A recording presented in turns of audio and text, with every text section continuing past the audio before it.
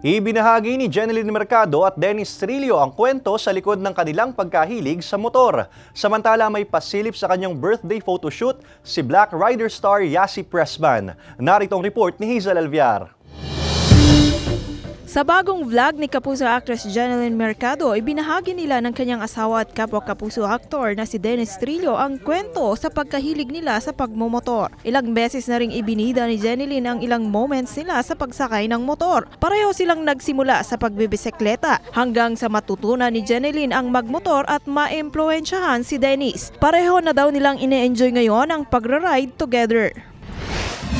May pasilip si Black Rider star Yasi Pressman sa kanyang birthday photoshoot. Ipinagdiwang niya ang kanyang karawan noong May 11. Ang kanyang photoshoot hindi lang daw para sa kanyang karawan, kundi para ipagdiwang din ang Taurus season. Bukod sa mga larawang sakay sa kabayo, ibinahagi niya rin ang mga larawang nakapose sa isang luxury sports car.